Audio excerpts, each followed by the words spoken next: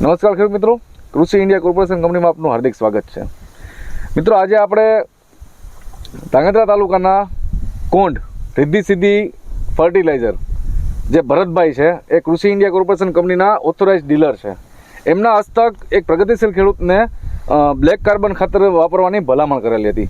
તો black carbon ખાતર વાપરવાથી ખેડૂત મિત્રોને શું ફાયદા થયા છે અને શું લાભ મળ્યા છે આપણે એમના મોઢેથી સાંભળીએ. રામ રામ. રામ. શું નામ તમારું? મારું નામ જયદીપસિંહ અસવાર.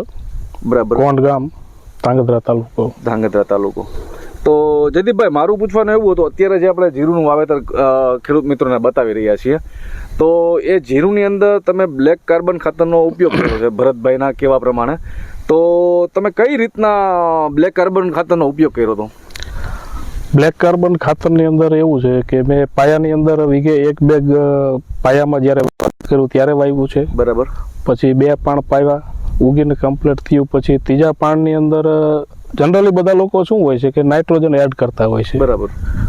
પણ મેં સાથે કાર્બન પણ એડ કરી અને કાર્બન અને નાઇટ્રોજન બેને એડ કરીને સાથે બીજું 1 વીઘે 1 બેગ જેવું ખાતર અંદર જમીનમાં નાખેલું છે, આપેલું છે. બરાબર. તો તમને આ તમે વીઘે 2 થેલીનો ઉપયોગ કર્યો છે કાર્બનનો, બરાબર છે. તો તમને આ કાર્બન નાખવાથી શું ફેરફાર જોવા મળ્યા? કાર્બન નાખવાથી ઘણા બધા ફેરફાર છે. જેમ કે કોઈ પણ શેકિંગ પેસ્ટ હજુ સુધી આવ્યા નથી. બરાબર.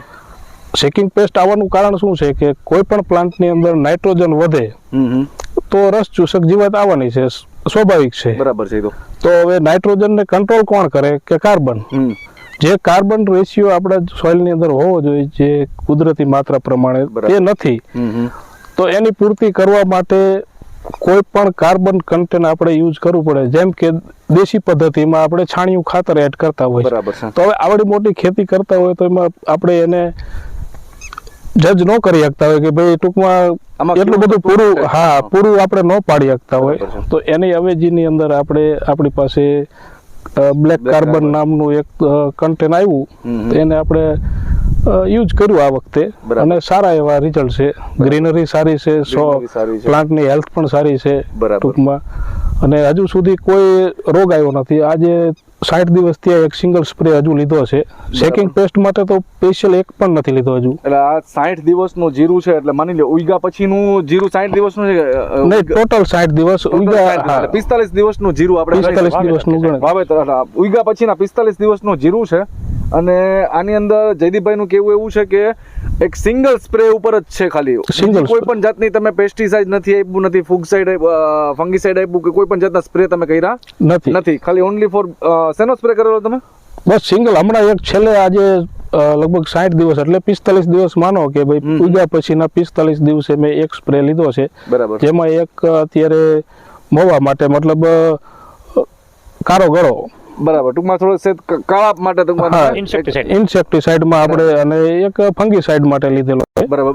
ટોટલ એક જ સ્પ્રે કરેલો છે, બાકી કોઈ પણ જાતની ટ્રીટમેન્ટ નથી. ઓનલી ફોર કાર્બન અને જે પાયાના તમે ન્યુટ્રિશન આપવાના હતા એ જ આપેલા છે. બરાબર. તો આપણી સાથે ઉપસ્થિત કૃષિ ઇન્ડિયા કોર્પોરેશન કંપનીના ઓથોરાઇઝ ડીલર ભરતભાઈ છે. ભરતભાઈ, તમારું શું કહેવું છે બ્લેક કાર્બન ખાતર વિશે?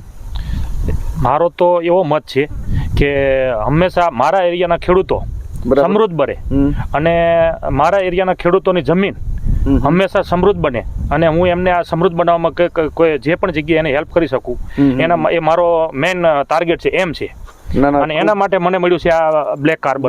અને આપણે વધુમાં વધુ હું ખેડૂતને એટલા માટે ઉપયોગ કરાવું છું અને આના બેસ્ટ રિઝલ્ટ મળેલા છે. અને મારા જયદીપસિંહને મેં આ વસ્તુને એમને મેં રિકમેન્ડ કર્યું અને એમને ઉપયોગ કર્યો છે, એનું રિઝલ્ટ અત્યારે નજર સામે દેખાય છે. ટૂંકમાં જયદીપભાઈ, તમને બ્લેક કાર્બન વાપરવાથી ઘણા બધા ટૂંકમાં ફાયદા જોવા મળ્યા છે અને તમને સંતોષ પણ મળેલો છે કે નહીં? એક જ જો સિંગલ એક સ્પ્રે ઉપર જીરું આટલી સરસ એવી પોઝિશનમાં ઊભું હોય તો એ એક સારામાં સારું રિઝલ્ટ કહેવાય. 100%. બ્લેક કાર્બન એવી વસ્તુ છે કે આજે તમે એનો યુઝ કર્યો એટલે એનો મતલબ એવો નથી કે પાક સાથે ખતમ થઈ જવાનું છે. એ સોઇલની અંદર એડ થવાનું છે. નેક્સ્ટ ક્રોપ માટે પણ એ કામ આપવાનું જ છે. એની તૈયારીમાં જ રહેવાનું છે. એ જે હ્યુમસ છે અને હ્યુમસની સોઇલની અંદર જરૂર છે, જે કોઈ પણ રીતે આપણે એની પૂર્તિ કરવી પડતી હોય છે, જે આપણે સીધી અથવા આડકતરી રીતે એને પૂરી નથી કરી શકતા, કારણ કે મોટા પ્લોટ હોય. 100%. ટોટલ તમે એને જેટલા કાર્બનની જરૂર હોય એટલું આપણે એને પૂરું નથી કરતા અને જમીનનું શોષણ થાય છે. તો એના ભાગરૂપે એક બ્લેક કાર્બન આપણને એક રેડીમેડ ફોર્મની અંદર જે કાર્બન મળ્યું છે, જે કંપની દ્વારા બનાવવામાં આવેલ છે, અને એમાંથી જે ડાયરેક્ટ પ્લાન્ટ ખાઈ શકે એવો એક્સેસ ફોર્મની અંદર કાર્બન છે કે જે ડાયરેક્ટ છોડ પચાવી શકે એવો કાર્બન અંદર બનાવેલો હોય એવું મને લાગે છે. કારણ કે જ્યાં સુધી હું કાર્બનને સમજું છું બરાબર. ત્યાં સુધી કોઈ પણ કાર્બન એટલો એક્ટિવ હોતો નથી. બરાબર છે. એટલે રેડીમેડ ફોર્મમાં આપણને મળ્યું છે અને આપણે ડાયરેક્ટ યુઝ કરી શકીએ, એટલે ખેડૂતને બધી રીતે સરળ પડે છે કે નાખવામાં, વાવવામાં, બધામાં. એટલા માટે સારા એવા રિઝલ્ટ છે કાર્બન. તો મારે જયદીપભાઈ તમને ખાલી માત્ર એટલું જ કહેવું હતું કે તમે ખેડૂત મિત્રો છે, બીજા ખેડૂત મિત્રો જે આપણો વિડીયો જોવાના છે, એમને શું તમે મેસેજ આપવા માંગો છો?